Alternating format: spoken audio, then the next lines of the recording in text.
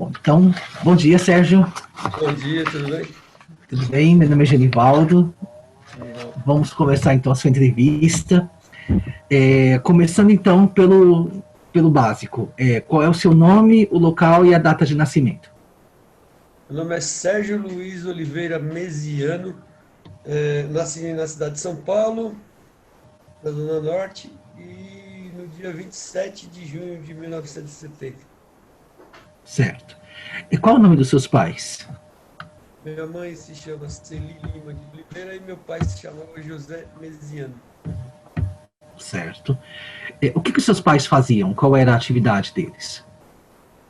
Minha mãe, dona de casa, ela trabalhava com manicure e tal, faxineira. E meu pai sempre foi cabeleireiro. E falando um pouco da sua família, como é que era o dia a dia da sua família, na sua infância? Como as coisas, quais eram os principais costumes da família?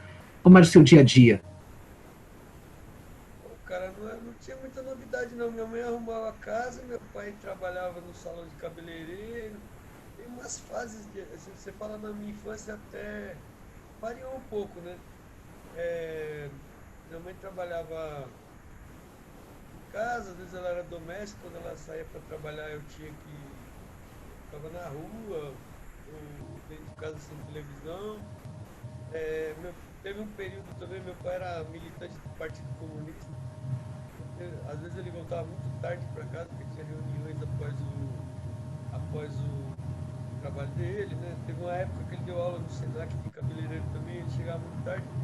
O contato com meu pai, assim, durante a semana era muito pouco.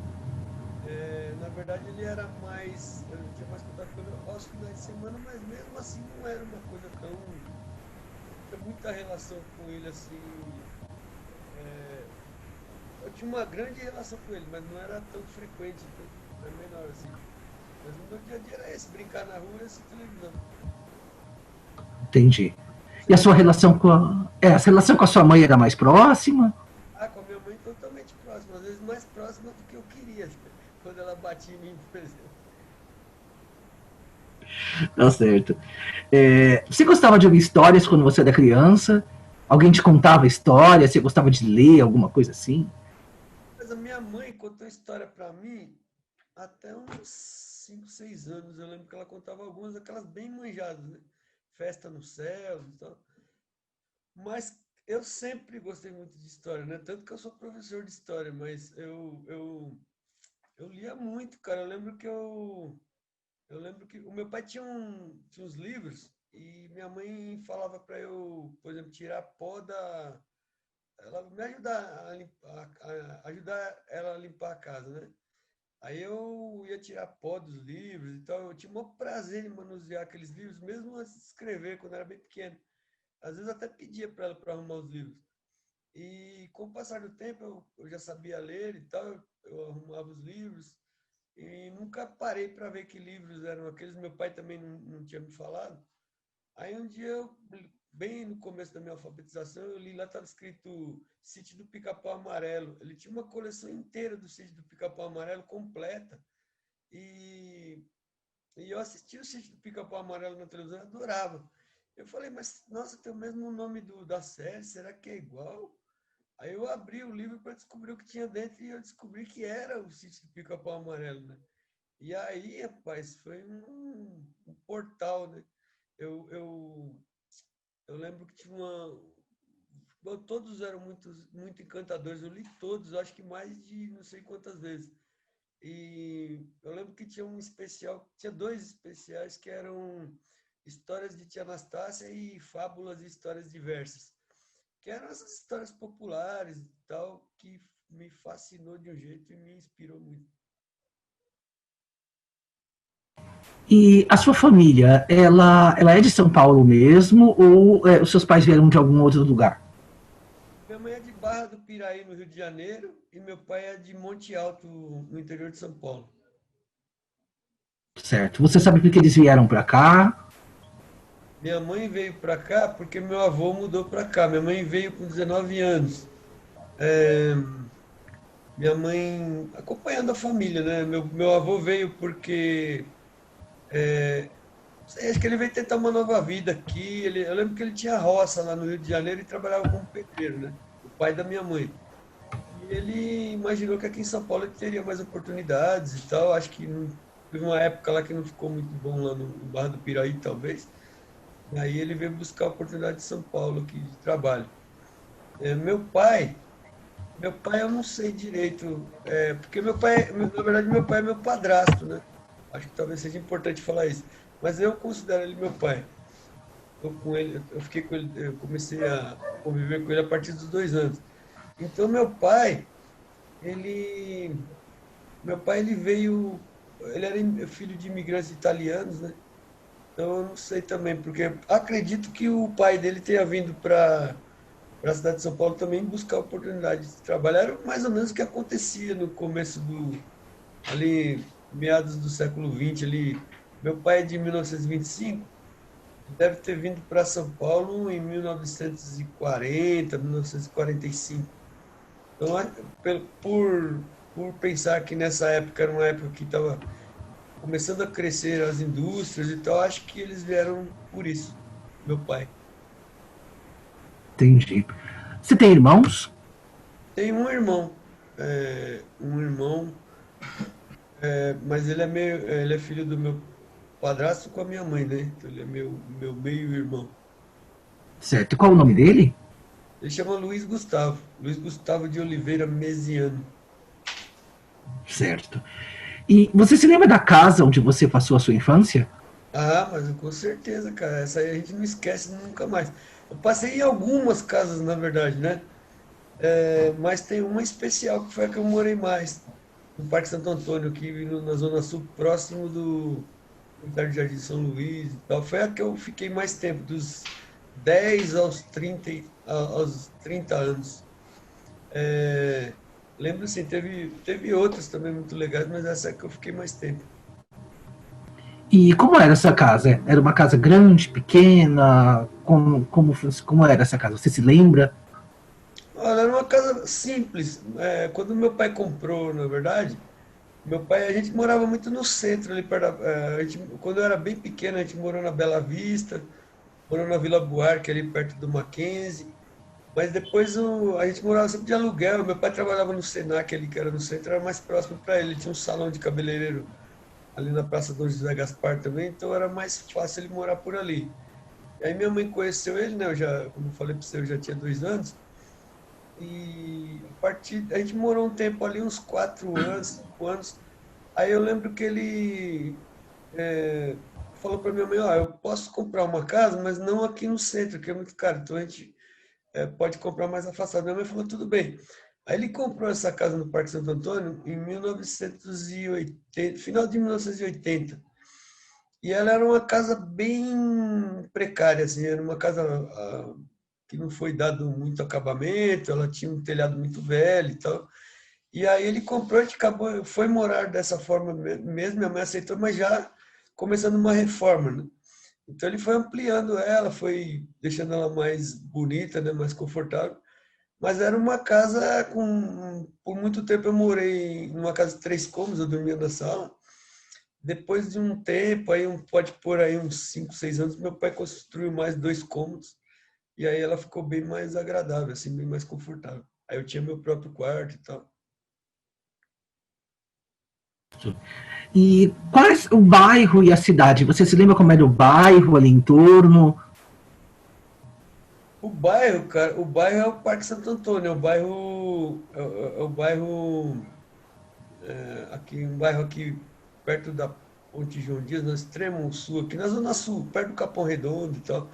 O bairro era um misto incrível, de o que tem de pior e de melhor para uma criança viver. Quando eu mudei para o bairro aqui, nessa região, a maioria da população ainda é, né? Mas era muito mais de pessoal que vinha do Nordeste e tal. E eu no centro eu não tinha muito contato com essas pessoas. E tinha muitos negros também, assim, muitos negros hoje para mim normal, mas digo assim, para a época era uma coisa que parecia muito, porque eu não convivia tanto com negros, apesar de morar no Bexiga ali também, ter o Vai-Vai ali, um lugar onde tem algumas pessoas negras, a maioria lá é branca. Nas periferias aqui, principalmente no Parque Santo Antônio, eu convivia com muitos negros, né? Então tinha muita população negra e eu aprendi uma cultura diferente da que eu estava acostumado e tal, né? Eu aprendi, eu tive uma relação primeiro com o samba, que tinha um pessoal mais velho lá que fazia muito samba, e pequenininho eu já achava bem legal. E depois, um pouco mais depois, no final dos anos 80, com o hip hop. Mas você me perguntou como era o bairro. O bairro era totalmente precário, eu morava numa rua de terra. Quando eu comecei a trabalhar, ou quando eu ia para a escola, a gente tinha que botar sacolinha de supermercado no pé para não sujar o pé.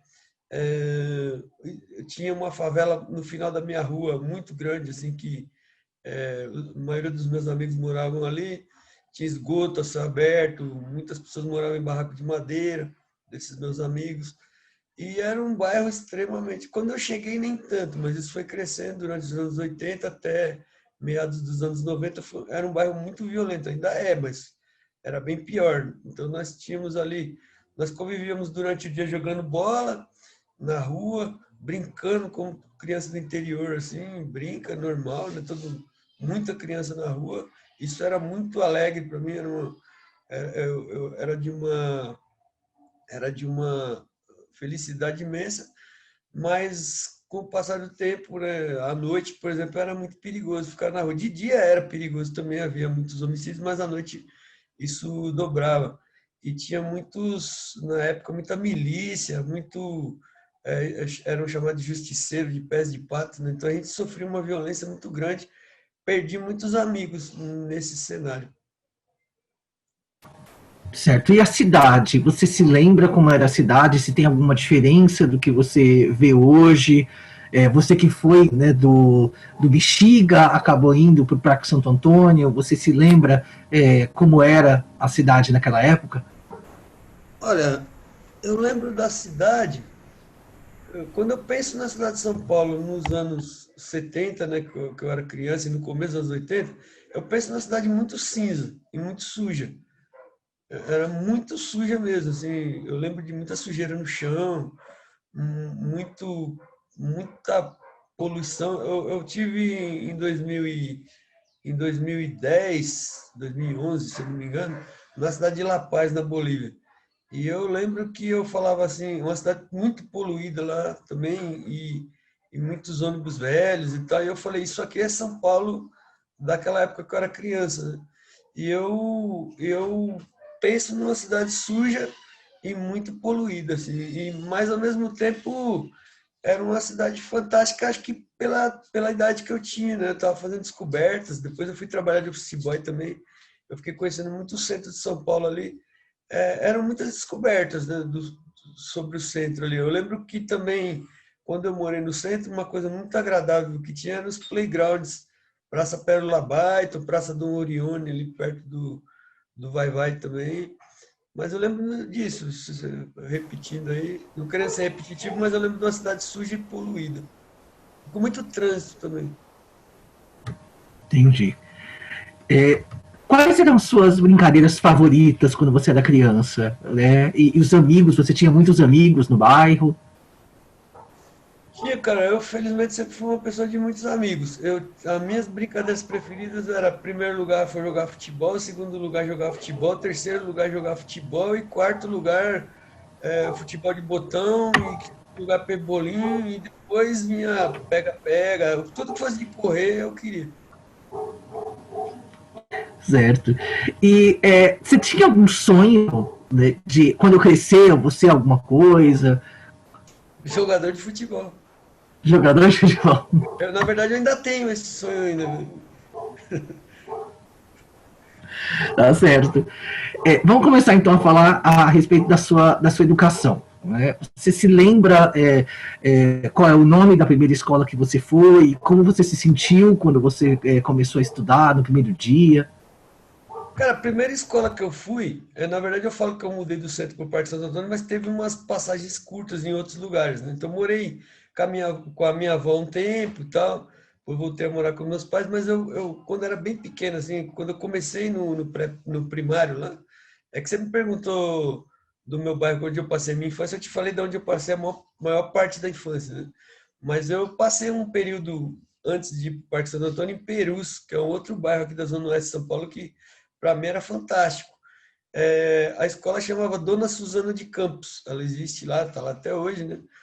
E eu lembro que o primeiro dia de aula foi muito desagradável, porque eu era um menino que vinha do centro, e eu era um menino muito preso, e aí eu cheguei num lugar que era uma liberdade extrema, tinha muito mato, lagoa, era um bairro que você podia dizer praticamente no interior.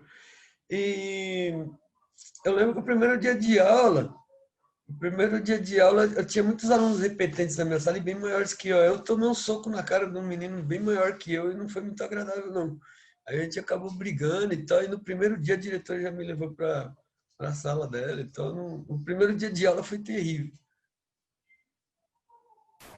E você se lembra, por exemplo, se tem algum professor que te marcou nos seus primeiros anos de aula? Essa escola, você passou algum tempo ou você só passou um ano? Eu fiquei 2 anos nessa escola. Depois a gente passou pela Vila Mariana. Na Vila Mariana eu morei um ano e depois eu fui para o Parque Santo Antônio. Tem professor que me marcou. Ó, eu tenho muito mais professores e professoras que me marcaram negativamente do que positivamente. Eu vou te falar de três. Pode ser? Pode, claro, por favor. A primeira professora que me marcou negativa, a primeira professora que eu lembro que me marcou, a primeira professora que eu tive nesse colégio chamava Isolda. Ela só me marcou porque ela era a primeira professora, então ela me ensinou muitas coisas e tal, mas eu não lembro dela assim com grande carinho, não. Eu lembro que o carinho é porque ela foi a primeira professora. Mas depois, no terceiro ano, já na Vila Mariana, eu tive uma professora chamada Ivone, que ela me marcou terrivelmente negativamente. Ela é, me humilhava muito na frente dos outros meninos e meninas. Eu tinha vindo de Perus, né? Então, olha que estranho, eu morava na cidade, e aí eu fui morar em Perus. Lá em Perus era um lugar parecendo no interior mesmo. Então, eu tinha contato com sapo, com cobra, com abelha, com bichos do mato e tal. E eu acabei adquirindo essa característica de menino do interior. Depois eu fui morar na Vila Mariana, era um pessoal mais, uma classe média ali, né? E aí eu era muito discriminado, porque eu tinha os costumes diferentes daqueles meninos. E essa professora reforçava isso. Então ela foi muito negativa para mim. Me chamava de burro na frente de todo mundo, me ajudou. Eu acabei reprovando, foi a primeira vez que eu reprovei na escola. Depois eu mudei para o Parque Santo Antônio. No Parque Santo Antônio eu conheci uma professora de inglês chamada Tereza, que eu considero a melhor professora que eu já tive, e na verdade acho que é a melhor professora que eu já vi na minha vida. Embora eu não tenha aprendido quase nada de inglês e não goste não tenho assim, não era a minha matéria preferida, não fosse minha matéria preferida, ela era uma professora maravilhosa, cheia de estratégias para a gente estudar. A gente gostava muito dela também. Ela tem todos as pessoas do bairro que eu pergunto qual é o seu professor preferido, professora, eles falam a Tereza. E tive um professor de história chamado Marcos também que me marcou muito mesmo, um excelente professor, dando aula numa condição extremamente terrível, de uma escola totalmente abandonada, mas eles tiravam leite de pedra. As escolas que você estudou, elas eram perto, elas eram longe? Como é que você se deslocava para chegar lá? Não, eu sempre estudei perto da escola, sempre fui a pé mesmo, sempre bem perto da minha casa. Certo. E chegando um pouco mais para a sua juventude, para a sua adolescência, como foi o ensino médio, a sua adolescência, os costumes que você tinha, com quem, para onde você saía com seus amigos? Olha, cara, em questão de, você falou ensino médio e tal, bom, voltando a falar da escola, não dá nem para considerar que aquilo foi educação, que aquilo tenha sido educação. Foi muito ruim. Muito pouco aprendizado, muito pouca vontade de ir para a escola. Era uma escola também que, né, por estar num cenário de muita violência, tinha muitos alunos violentos, embora não entre nós, né, assim, essa escola do Parque Santo Antônio em especial, que foi onde eu estudei mais, os alunos eram muito unidos, assim, não tinha muitas brigas e tal, as pessoas todas se conheciam por causa do futebol, tinha festa nas escolas durante semana também, que agregava bastante os alunos. Talvez até era feito isso justamente para que amenizasse um pouco a violência do bairro e a direção não tivesse tanto problemas com os alunos. Mas eu estudei durante as aulas, eu estudava com criminosos, né? Com meninos totalmente voltados para o crime e que interferiam muito na aula. Era uma situação muito complicada para os professores bons, para os que não estavam nem aí, então era pior ainda. Mas mesmo dentro desse cenário, e às vezes até mesmo com essas pessoas violentas, eu aprendi muito e tive relações afetivas assim importantes para mim. A gente saía muito. Eu fui tudo que é tipo de coisa que você pode imaginar. Minha mãe sempre me libertou muito, desde os 9, 10, 11 anos, ela nunca se preocupou muito que eu ia sair, que hora que eu ia voltar. Ela sempre me deu muita liberdade. Só que ela me intimidava muito. Ela falava: se você trouxer problema para casa, nós vamos acertar de uma forma que você não vai gostar nem um pouco. Então, isso funcionou de certa forma, né? Eu acabei não me envolvendo com coisas erradas, como crime, por exemplo. E, e a gente ia para tudo quanto era lugar, cara. Eu gostava muito de samba. Então, onde tinha um samba tocando, eu estava lá no boteco e tal. Isso era muito perigoso, porque existia muitas chacinas, né? Então, eu estava ali correndo o risco iminente de ser morto o tempo inteiro, durante a minha adolescência. Por outro lado, também, quando dava tudo certo, eu era muito feliz, né? Eram pessoas maravilhosas, grandes artistas que não eram conhecidos, mas que eram bons músicos. Eu jogava bola o tempo inteiro, então, fim de semana, mesmo à noite, a minha vida era quadra e campo de futebol. É, Fora isso, eu ia para bailes na cidade. Eu nunca soube dançar, cara, mas eu adoro baile.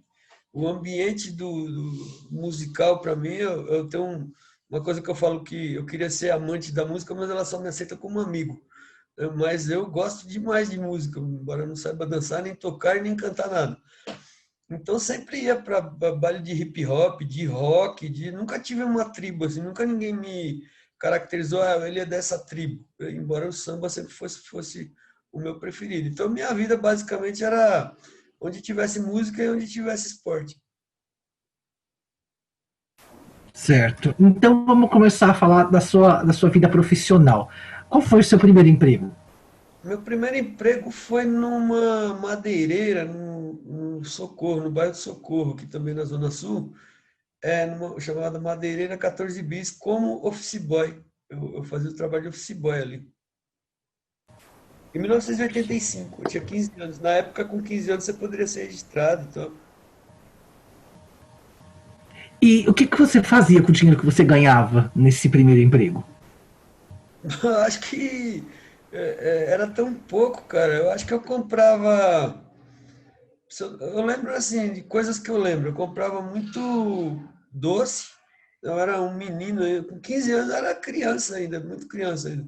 Então, eu comprava muito doce, comprava muita revista, comprava a revista Placar, comprava gibi, comprava refrigerante. É isso, refrigerante, jogo de botão, é, revista Placar, gibi, essas coisas. Não dava para comprar muita coisa. E depois desse primeiro emprego, né, quais foram os outros empregos que você teve? Mas se eu falar para você todos, a gente não, a gente tem que fazer mais umas 15 horas de entrevista aqui, porque eu passei por todos os tipos de emprego que você pode imaginar. Bom, eu vou dizer alguns aqui.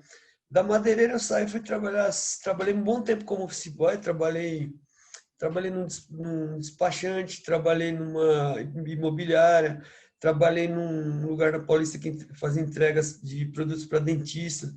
Trabalhei numa empresa que consertava computadores, eu era office boy também. Depois, em 91, eu tive um pouco de estabilidade. Em 91, eu consegui passar no concurso público e entrei na Sabesp, fiquei 5 anos. Mas Certo. E também quando tinha, você. Desculpa. desculpa, mas também tinha os períodos em que eu, por exemplo, eu vivi uma época de muito desemprego, que era a época do Sarney ali, no meio do governo Sarney. em uma parte do governo Collor também. Então, quer dizer, não, mas acho que mais do Sarney mesmo. Eu ficava desempregado, eu trabalhava na feira, trabalhava de ajudante de pedreiro, sempre dava um jeito de fazer alguma coisa. Desculpa, eu tinha que acrescentar isso. Não, imagina, é o que você precisar falar, você me interrompe, tá? É porque é a sua história, a gente quer saber a sua história mesmo. E me diz uma coisa, depois disso, como que você entrou na faculdade? Como que eu entrei na faculdade? Eu fui fazer faculdade bem depois, cara. Eu reprovei muito na escola. Na verdade, eu reprovei e desisti também. A escola não tinha nenhum atrativo para mim, a não ser a quadra e as meninas. Então, eu desisti de estudar. Com muito custo, eu acabei o oitavo ano em 1988 e eu falei, não quero mais saber de escola, não. E aí eu fiquei tentando ser jogador ainda no final da idade possível. E E aí eu parei. Com 21, eu conheci uma garota que me incentivou muito a estudar, eu gostava dela e tal. Aí eu acabei indo para a mesma escola que ela, fiquei pouco tempo lá, mas me transferi e acabei ensino médio já com 23 anos. E aí eu parei mesmo, que eu não tinha nem, na verdade assim, eu não tinha condições. Quando eu entrei na Sabesp, que eu poderia até pagar uma faculdade, eu ainda era muito imaturo. Então, nos meus 20 anos, putz, cara, eu tava ganhando um salário melhor, eu tinha comprado uma moto, e aí em vez de estudar, eu preferia ir num pagode, dar um giro e curtir a vida, que eu achava que tava bom ali essa Sabesp para mim, embora eu fosse ajudante e tal, para um cara solteiro, sem filhos, era tranquilo. Eu só fui estudar mesmo, fazer faculdade com já a partir dos 30 e poucos anos. Então, com 34 eu comecei a fazer sociologia na ESP, que é a Escola de Sociologia e Política que tem no centro. Estudei lá um ano, mas aí não consegui pagar e parei. Aí eu voltei e fiz história depois. A história eu acabei, mas eu acabei já com 41 anos. Então faz 9 anos que eu sou formado em história. Certo. E o que é na faculdade, por que você decidiu fazer sociologia e depois por que você decidiu fazer história? Pô, eu acho assim, eu acho que as pessoas têm algumas características que são delas, né? Por exemplo, eu penso que um músico, ele olha, ele sabe que ele é músico. E eu entendo que eu sou um sociólogo de natureza, assim, eu acho que eu nasci sociólogo, sabe? Também não acho que isso não é nenhuma soberba, né? Eu acho que é uma característica minha mesmo. Todos os assuntos relativos à sociedade, as transformações da sociedade me interessam muito. Então, eu tinha vontade de fazer sociologia ou filosofia, também é uma coisa que eu gosto, mas como eu não queria ir para muito longe, eu já estava um pouco mais velho, eu já estava trabalhando com educação, na verdade, em organizações não governamentais. A faculdade que tinha aqui próximo da minha casa, no Campo Limpo, era a Uniban. E eu procurei filosofia e sociologia, não tinha, só tinha no centro. Aí eu resolvi fazer história, que é o que é mais parecido, que tem mais relação e que eu gosto bastante também. Aí eu estudei história porque era mais próximo da minha casa. Cogitei até fazer educação física, que é uma coisa que eu gosto muito também. Mas eu achei que o público da educação física talvez eu não fosse um público que eu me identificasse muito. Sem nenhum preconceito, tá? Só acho que é questão de identificação mesmo. Entendi. E quais foram os momentos assim marcantes para você durante a época da faculdade? A faculdade também era muito ruim, cara. Eu te falar que eu tive um momento marcante na faculdade de História, não tenho, não. Foi muito legal para mim a faculdade de Sociologia. Era uma faculdade bem melhor, uma faculdade muito boa, inclusive. Lá na Sociologia foi legal, conheci pessoas fantásticas, me abriu muito a mente. A Uniban era uma faculdade só para você pegar o diploma mesmo, sabe? Então, muita coisa que eu aprendi não foi na faculdade, não. Foi estudando por mim mesmo ou dentro da faculdade de Sociologia mesmo. Então, não tenho, posso te falar que eu não tenho. Então, o que ficou marcado para mim na faculdade de História foi um amigo que eu fiz lá, o Ronivon, que é um cara que eu gosto muito. É um rapaz muito bacana, que eu mantenho amizade até hoje. Na ESP, não. Na ESP, nesse um ano que eu estudei lá, foi legal. Fui trabalhar como pesquisador em Heliópolis. A gente trabalhou dentro da favela de Heliópolis, lá fizemos um trabalho de pesquisa, mas que me ensinou muita coisa. Conheci algumas amigas, a Vanessa, a Milena, conheci um músico também que tocava no Soweto, que chama Claudinho de Oliveira, que era de um grupo de pagode. E a gente se conheceu lá e ele quebrou para mim o estereótipo do pagodeiro, né? A gente diz que não tem preconceito, mas a gente carrega alguns estereótipos na gente, inevitavelmente. E ele me mostrou que ele era pagodeiro, era um cara inteligentíssimo, muito estudioso. Depois ele se formou em sociologia na USP, ele transferiu para a USP, foi para a USP, e depois em direito. Então, é um cara muito inteligente. E um cara muito bacana também, um cara muito gente boa. E na ESP o legal era você sair da faculdade ali, ficar nos bares ali do centro. Cara, eu estava nos bares falando de filósofos, de sociólogos, um assunto muito interessantes, né? Com pessoas que manjavam muito e que me ensinavam muito. Então, acho que a ESP me marcou. A Uniban não tenho grandes lembranças, não. E me conta um pouco dessa parte que você falou que você já estava trabalhando com educação em ONGs. Como isso aconteceu para você?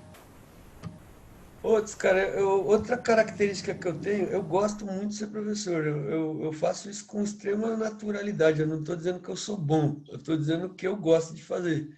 É, eu não tenho nenhum problema em dizer que eu gosto. Classificar a qualidade do meu trabalho eu não acho muito legal, embora eu acho que não seja ruim. Mas eu também sinto que eu tenho a natureza, essa é a minha natureza. Existe um cara, um pensador, um professor chamado Clóvis de Barros Filho, que ele é muito conhecido, então provavelmente você conhece, que ele fala sobre a potência de agir, que ele diz assim, você tem uma coisa que você faz muito bem. Ele compara, ele fala do Neymar, você colocar o Neymar para trabalhar numa outra coisa, ele não ia ser um craque, né? Mas ele nasceu para fazer aquilo. Eu acho que se eu tivesse jogado bola, talvez teria dado certo, eu teria gostado muito. Com certeza, eu gosto muito de jogar futebol. Mas a minha natureza, assim, é de ser professor. Então, o que que acontece? Nessas indas e vindas, eu saí da Sabesp, eu cansei de trabalhar lá, daí eu comecei a ser motoboy, trabalhei 8 anos como motoboy. E chegou uma hora que eu sofri 5 acidentes, nenhum grave, mas no último eu falei, eu acho que alguma coisa está me dizendo que eu tenho que parar com isso. Embora eu goste de andar de moto, eu não quero fazer disso minha profissão, até porque era um trabalho que quando eu comecei era interessante, não pagava mal não. Mas com o passar do tempo começou a ter muita oferta de mão de obra e foi diminuindo o valor do que a gente ganhava e também tinha os riscos, né? Tinha o preconceito que a gente sofre, os últimos acontecimentos aí, nós estamos no ano 2020, né? Para quem for ver isso um dia, e aí acontecimentos aí que vieram à tona aí de como o motoboy é tratado, como o entregador é tratado, né, motorizado, de como profissões mais consideradas menos importantes por algumas pessoas é tratado. Então eu sofria preconceito, então não era uma profissão que me agradava muito, embora me desse bastante liberdade. E aí eu decidi abandonar. Eu conseguia um dinheiro ali, montei uma sorveteria aqui na Zona Sul. E aí essa sorveteria era pequenininha e tal, e ela era em frente a uma escola. E antes de eu montar essa sorveteria, eu recitava poemas no Samba da Vela, que é um projeto cultural aqui em São Paulo, projeto de samba. Depois eu te falo também, essa é uma parte importante da minha vida, de como eu comecei lá. Mas esse recitar poemas lá atraiu a atenção de alguns professores que frequentavam e um deles me levou para falar poesia para os alunos dele na aula dele numa escola pública. E eu que nunca mais tinha ido à escola, eu voltei para a escola, mas numa condição de estar no palco, né? De estar sendo visto. Quando eu era aluno, eu não era visto, eu era só mais um. E aí os alunos gostaram muito da poesia, dos poemas que eu falei, e aí eu achei interessante. Eu falei, cara, e se eu trabalhasse com isso? Só que não rolou, demorou um tempo, não rolou. Eu fiz um trabalho com poemas em escola, totalmente voluntário. Eu gostei tanto que eu pedia para outros professores se eu tinha um espaço. Alguns foram me dando, professores que eu conhecia. Às vezes eu batia na escola e falava, eu tenho uma proposta aí, eu posso falar poesia de graça e tal, eu só quero fazer mesmo. Aí o pessoal deixava, uns deixavam, outros não. E eu gostei muito de fazer aquilo. E eu até saí no livro, o Gilberto de Mestre, jornalista, ele fez uma matéria comigo em 2004, me colocou numa coletânea de pessoas que faziam trabalhos voluntários chamada Heróis Invisíveis, por esse trabalho que eu fazia com escolas públicas. E aquilo me despertou muita vontade de ser professor. Aí eu tinha uma sorveteria em frente a uma escola, e na época que eu estava trabalhando nessa sorveteria, eu conheci minha esposa. E aí ela ia lá, então ela é irmã do Binho, que tem o salão do Binho, né? A Diane. E ela ia na sorveteria, então a gente conversava. E ela percebeu que eu tinha uma relação muito boa com os alunos da escola. Eles ficavam esperando o horário da entrada na minha sorveteria. E aquilo não me incomodava nem um pouco, muito pelo contrário, era muito bom aquilo. Só que aquilo incomodava os clientes. Então, quer dizer, esses alunos espantaram os clientes da minha sorveteria. Mas eles despertaram para mim um dom que eu tinha já, uma coisa que eu acho que é uma habilidade que eu tenho de lidar com os jovens e de explicar as coisas. Volta e meia eu ajudava eles a fazerem trabalhos. Então, a minha sorveteria virou uma sala de aula. Por outro lado, ela deixou de ser sorveteria, ela foi falindo e ela acabou, né? E aí eu falei, eu sou o pior comerciante do mundo, que tem uma sorveteria em frente a uma escola e fale. Mas, por outro lado, eu descobri que eu podia fazer o trabalho de professor. Aí, exercer. Aí, a gente conhecia um cara que chamava Roberto. O Roberto era coordenador de uma ONG. Aí, a minha esposa, a gente conversava muito com ele, eu tomava uma cerveja junto. A minha esposa, eu já conheci ele antes de mim. Aí, ele falou: olha, surgiu uma vaga lá na ONG que eu trabalho como educador. Se você quiser, eu posso te colocar lá. Eu falei, quero muito. E aí eu fui trabalhar nessa ONG, foi assim que eu comecei. Então eu trabalhei deixa eu ver aqui, trabalhei acho que uns 2 ou 3 anos antes de começar a fazer faculdade, eu trabalhei como educador com jovens em ONGs. Nossa, falei pra caramba. Não, mas é isso que a gente quer mesmo, né? Que é muito bom Para falar da entender. gente. E me diz uma coisa, essa questão, né, da sorveteria, né, isso foi antes então, de você fazer faculdade, né? E, então você já tinha uma certa experiência com docência, como educador, antes de você começar a faculdade. Durante a faculdade, você chegou a continuar com as ONGs ou não? Sim, eu trabalhei. Durante toda a faculdade eu trabalhei em ONG. Eu trabalhei no. Eu entrei nessa ONG que chama Rainha da Paz. Aí eu saí da Rainha da Paz porque ela foi fechada. Teve um problema com o tráfico local, né, lá dentro da favela. Ela existe ainda, mas ela foi fechada nesse local que tinha ela. Eu saí.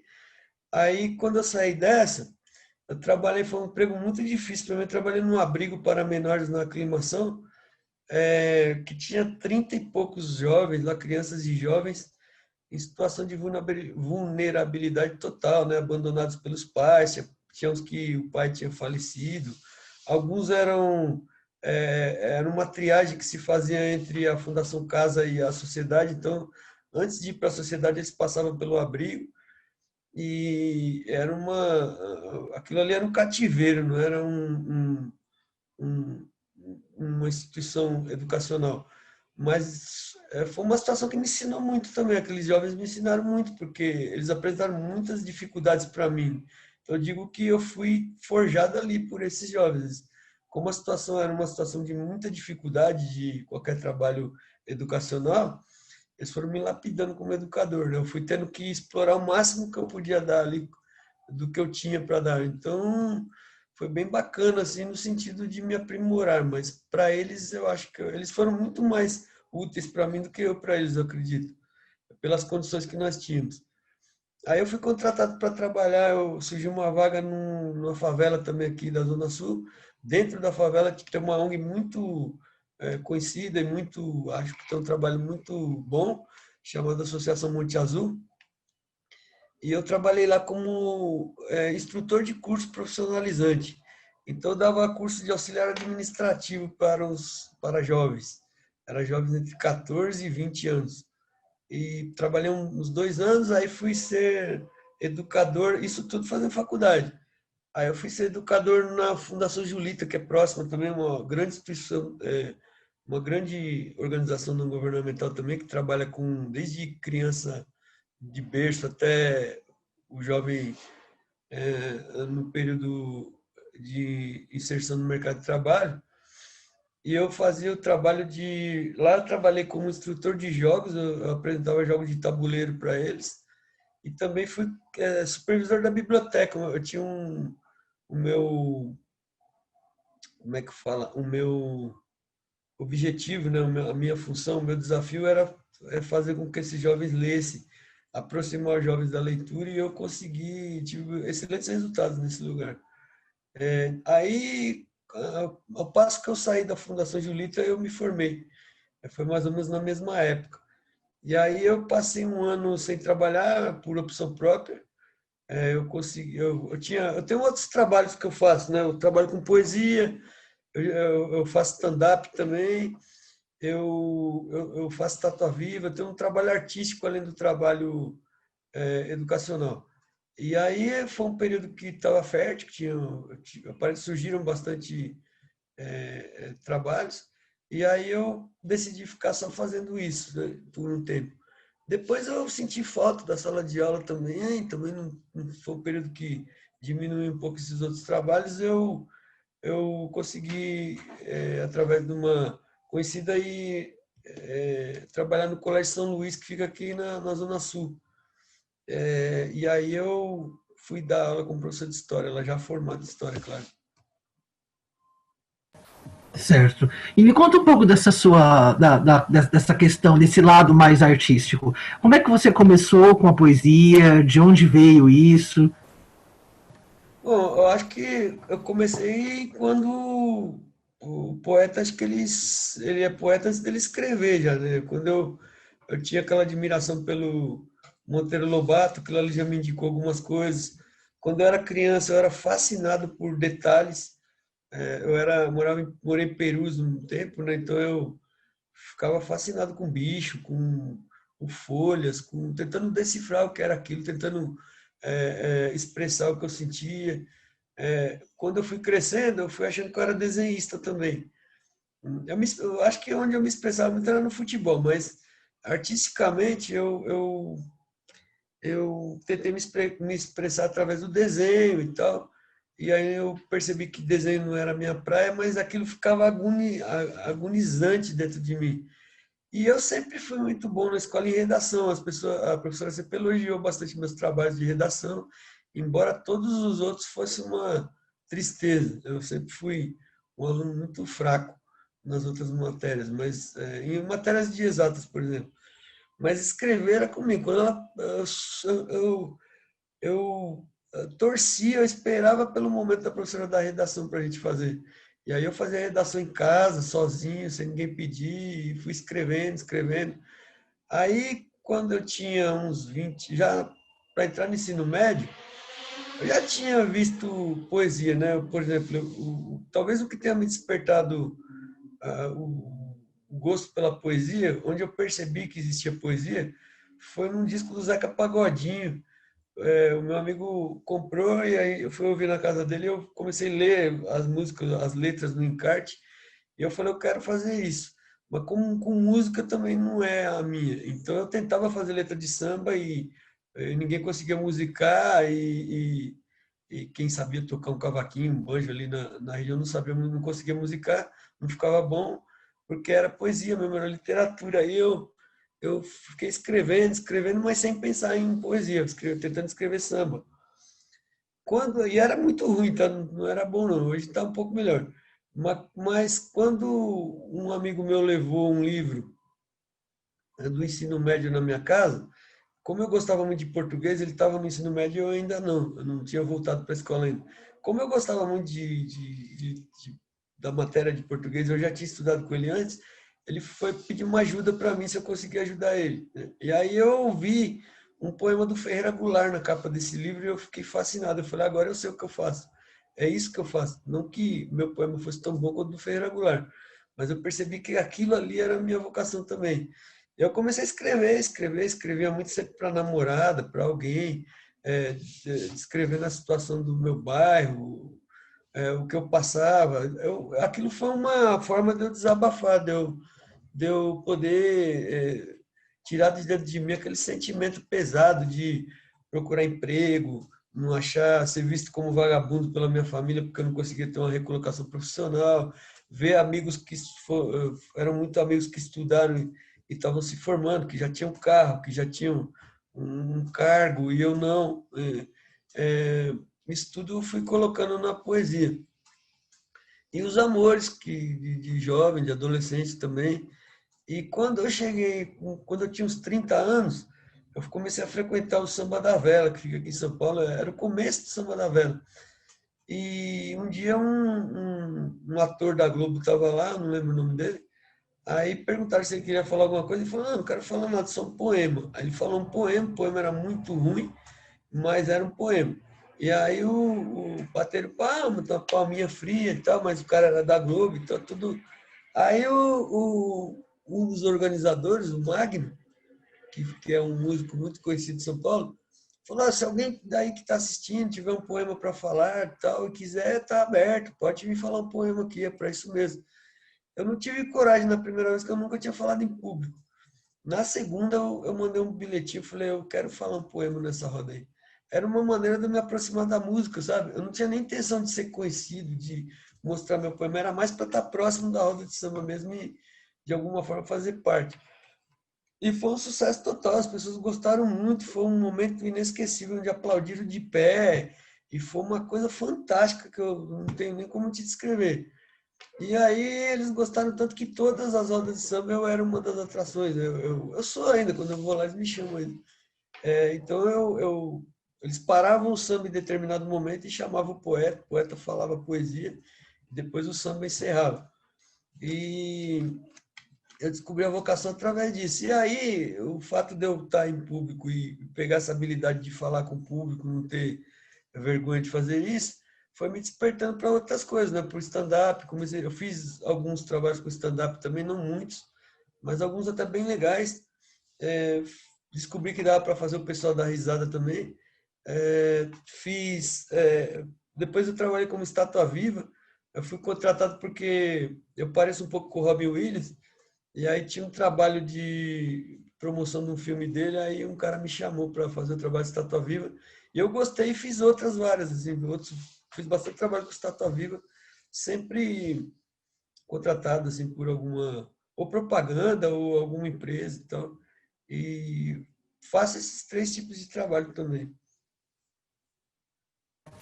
Certo. E me conta um pouco do Samba da Vela. Né? Como você se envolveu, né? Onde fica, como funciona. O Samba da Vela fica na Casa de Cultura de Santo Amaro, aqui na Avenida João Dias, na Zona Sul. Mas antes ele ficava num galpão que tinha um pouco mais para cima, próximo também, em Santo Amaro, chamado Ziriguidum, que era um galpão que era de um músico chamado Chapinha, um sambista muito conhecido aqui de São Paulo, uma das maiores referências de samba de São Paulo e do Brasil, o Chapinha. E eu conheci o Chapinha desde a minha época de garoto, ele é mais velho que eu, então ele fazia um samba aqui na região, e eu frequentava esse samba, mas eu sempre fui um garoto muito tímido.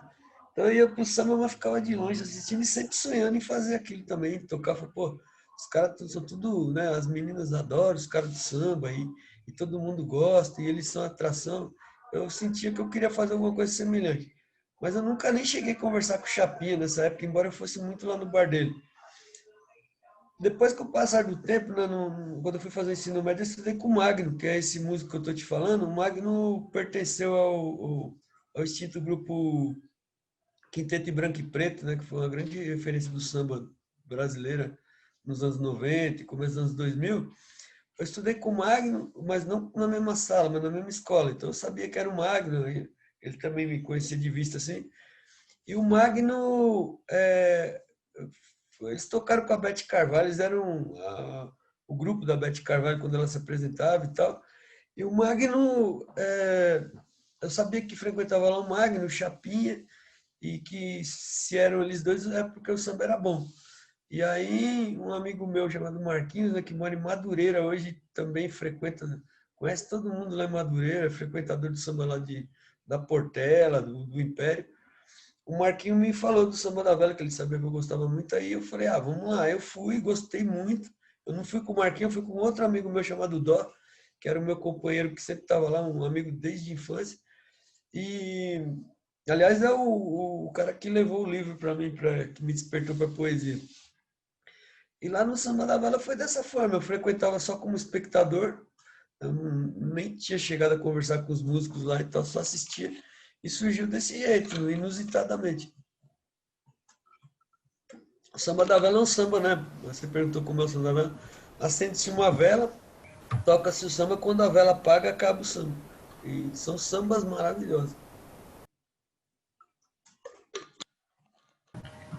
E vamos um pouquinho mais para sua vida pessoal agora, né? Como você conheceu a sua esposa? Minha esposa eu conheci, assim, essa fase do Samba da Vela, ela mudou totalmente a chavinha da minha vida.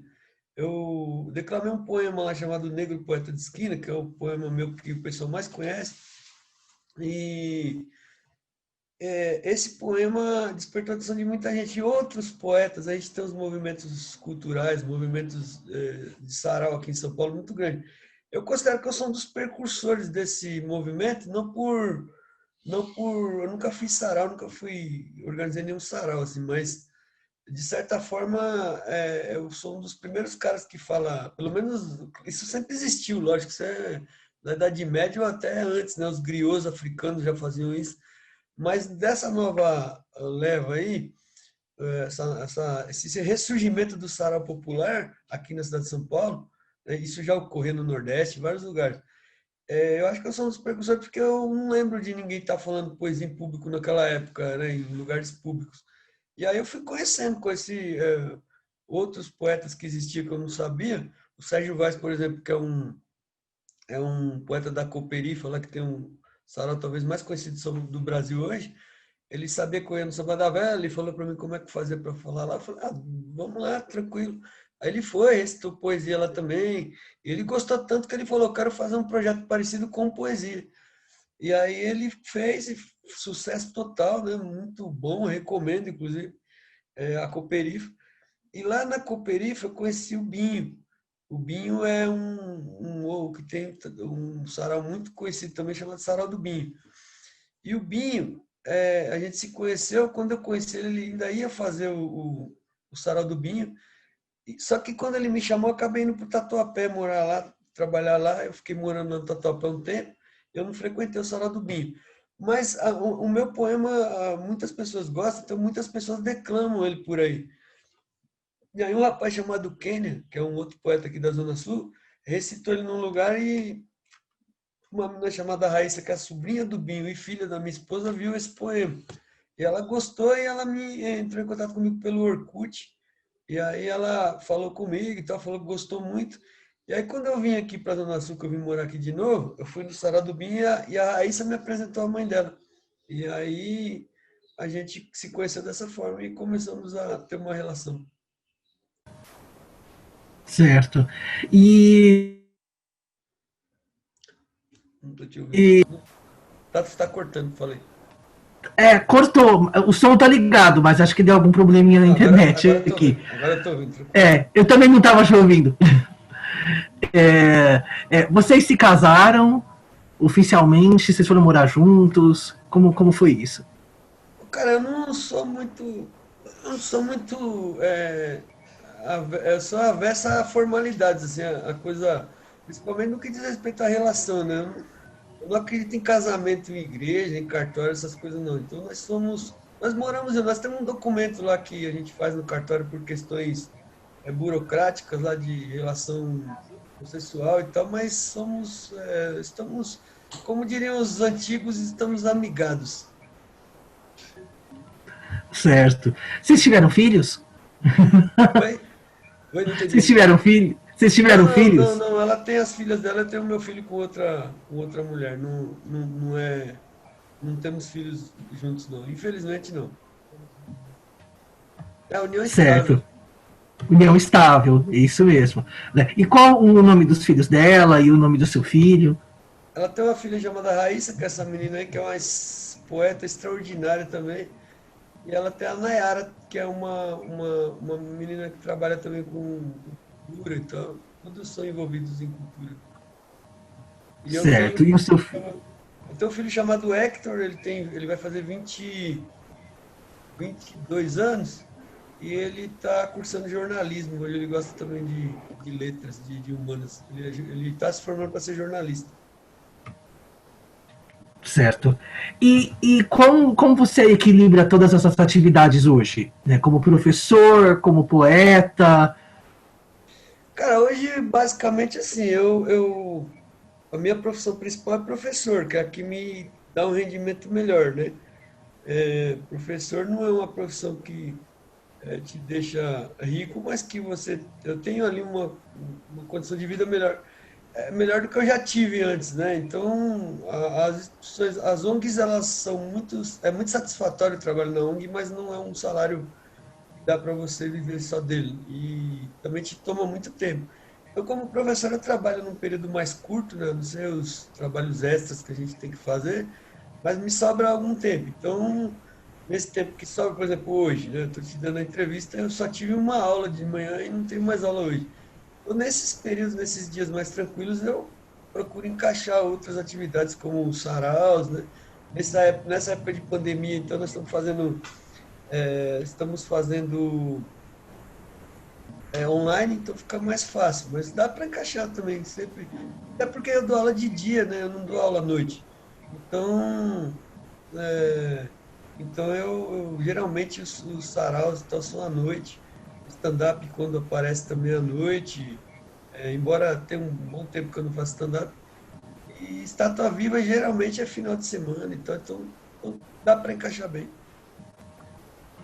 E você faz alguma relação no seu trabalho de professor de história com a sua poesia ou com poesia em geral? Cara, acho que tudo isso é uma coisa só, assim, são tudo coisas que estão em mim que se manifestam de uma forma ou de outra, né? Por exemplo, eu recito poesia na sala de aula, estimulo alunos a recitarem poesia, eu já fiz um concurso de poesia dentro da escola. Eu acho que a facilidade também que eu tive, que eu adquiri falando poesia nos bares, ela me deu condições de, nos primeiros dias de aula, não entrar em pânico, né? Porque eu sei o que os professores mais relatam é o primeiro dia de aula, que dá um pânico, né? Tem professor que vai para a sala de aula que nunca falou em público, ou treinou lá na faculdade e tal, mas que não tem essa prática. O fato de eu ter aprendido a me expressar nos saraus e no samba me deu muito mais facilidade. Outra coisa importante também é o seguinte, eu acho que minha habilidade de explicar com os alunos, ela vem da minha habilidade de fazer relações. O poeta, ele faz relações, né? Ele usa muita metáfora, ele pega ele transforma uma coisa em outra mais bonita. Então, quando eu vou para a sala de aula, não é fácil você explicar para de um aluno, uma criança, ou mesmo um adolescente que está pensando no iPhone e sexo ou em outra coisa que é muito melhor do que estudar história, o que significa, por exemplo, a República da Espada, o Getúlio Vargas, as invasões bárbaras. Então, você traz e faz umas comparações, coloca, às vezes, uma brincadeira no meio, usa uma metáfora também um símbolo que ele conhece. Então, acho que tem tudo a ver a poesia com a professão de história. É por isso que eu gosto tanto. E atualmente você dá aula onde? É próximo à sua casa? Em que região da cidade? São 4 quilômetros daqui, no Colégio São Luís. Não tem nada a ver com o Colégio São Luís lá da Paulista, é um outro São Luís. Mas é um colégio aqui próximo da minha casa, 4 quilômetros daqui, Zona Sul, no Campo Limpo. Na verdade, o colégio é no Jardim São Luís. O bairro do Campo Limpo é muito próximo de São Luís. É bem Tá. E próximo. hoje você mora no Campo Limpo? Moro no Campo Limpo. O Jardim Catanduva é Campo Limpo. Tá, tá certo. Eu ia justamente, você citou essa questão, né, da pandemia, eu ia justamente te perguntar sobre isso. Como que está sendo isso para você? O que mudou? Existe algum ponto positivo? Como isso está sendo para você? Esse isolamento? Cara, dificilmente não vai existir um ponto positivo em alguma coisa, né? Até porque se a gente não tentar buscar o que é positivo, mesmo numa situação terrível como essa, a gente endoida. Então a gente tem que se pegar no que é positivo. O positivo para mim é o fato de você ser obrigado a ir para dentro, né? Você poder estar dentro, não só dentro de casa, mas dentro de você. Eu convivo muito mais tempo só comigo agora do que antes. Minha esposa também está aqui, ela trabalha muito também em casa, o trabalho dela é totalmente online, ela já fazia muito trabalho online. Eu estou dando aula online, acho horrível, prefiro estar com as crianças lá, com os jovens, mas existe esse ir para dentro, esse refletir mais, então acho isso positivo, mas é só isso. Todo o resto eu acho aterrorizante. O fato de estar morrendo mais de 1.000 pessoas por dia é aterrorizante. E mais aterrorizante que isso é é, é, a forma, como que eu posso dizer, a forma despreocupada que as pessoas estão lidando com isso, a displicência que a população brasileira, pelo menos aqui na cidade de São Paulo, está lidando com a pandemia, né? São 1.000 mortes por dia, então o risco de você morrer não pode ser desconsiderado. E isso está me deixando muito aborrecido, muito triste. Outro fator negativo é que eu sou uma pessoa de sair, cara. A casa é muito boa e tudo, mas eu gosto de estar nos lugares, de estar no sarau, de beber com as pessoas, de conversar, né, de estar junto. Eu pratico Kung Fu e Tai Chi Chuan.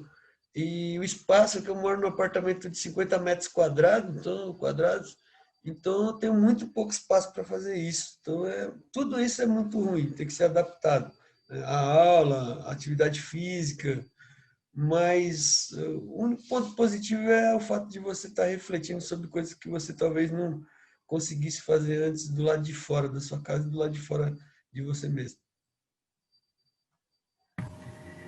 E você dá aula para ensino fundamental ou para médio? Eu dou aula para o ensino fundamental e para o ensino médio, do sexto ano do Fundi ao terceiro ano do ensino médio. Certo. O que você acha mais importante para você na sua vida hoje em dia? O que eu acho mais importante, cara, eu acho que talvez a coisa mais importante é minha esposa é muito importante, até porque ela está me olhando aqui, se eu não falar, ela vai brigar comigo. Não, mentira, ela é importante, ela é muito importante, ela me deu um novo rumo para a minha vida, assim, ela me incentivou muito em conquistas que eu realizei. O meu filho é extremamente importante para mim, a minha mãe, as pessoas que eu gosto, né? Meus amigos. Então, eu tenho um conceito de família bem amplo, né? Não só meus parentes, mas meus amigos, todos são minha família. E fora isso,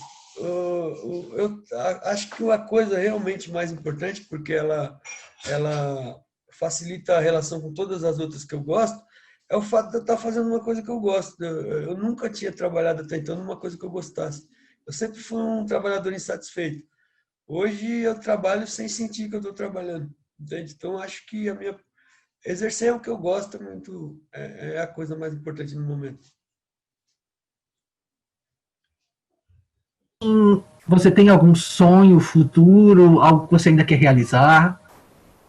Eu tenho, embora tudo isso esteja muito bom, assim, eu estou muito feliz, eu sou uma pessoa muito feliz, eu quero morar no campo, cara. Eu sinto que com 50, eu tenho 50 anos, eu sinto que nesse momento a gente está com um projeto aí de montar uma espécie de ecovila e morar no campo. Eu quero exercer ainda professor de professor, talvez lá perto de onde eu for morar, ou talvez online mesmo, trabalhando um pouco menos, mas eu estou buscando isso, esse contato com a natureza, é, plantar minha própria comida. Eu não vou dizer para você que há um modismo nisso, mas há uma tendência muito grande também, até acho que a pandemia potencializou isso e me estimulou mais ainda, eu já tinha esse projeto.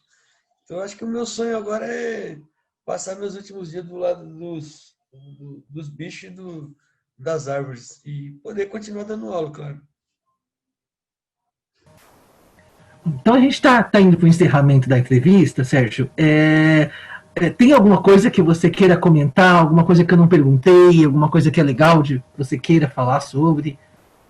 Uma coisa que eu queira falar sobre, eu acho que é isso, cara. Eu acho que não tem muito mais a acrescentar, não. Acho que eu contei minha vida praticamente toda para você aí. Eu tive eu sou filho de uma mulher que lutou muito para que eu vingasse, um pai que me deu valores muito importantes na vida, né? Valores de dar valor ao povo, de saber que a força de um país está no povo, de que é, as diferenças sociais têm que ser minimizadas ou então extinguidas, é, e de que a gente tem que sempre trabalhar em prol da justiça, da, do fim da desigualdade, essas coisas, e que eu tenho a dizer também é que um mundo sem arte não, não pode existir, não tem como você viver sem arte. A arte é a grande extensão da vida, só isso. Tá certo. E então, como foi com você contar a sua história? Foi bom, contar a história da gente é muito bom, né? Porque quando você. Por que, que eu gostei muito? Por que, que você me fez muito feliz nessa manhã aqui? Você me fez viajar no tempo, né? A gente não tem uma máquina do tempo, mas a gente pode lembrar de tudo, das coisas que aconteceram com a gente, que aconteceram com a gente. Então, quando você me estimula a pensar sobre o meu passado, você está fazendo com que eu volte lá no passado e que eu lide talvez com questões dentro de mim que não foram resolvidas. Então, de certa forma, você me estimulou a fazer isso. Isso foi muito legal. Gostei demais, demais mesmo. Bom, obrigado pela entrevista. Nada. Foi uma ótima entrevista. Eu agradeço pessoalmente. O Museu da Pessoa agradece também. Eu vou encerrar aqui a gravação, mas eu só quero falar com você um pouquinho sobre Tá bom. os detalhes finais, tá bom?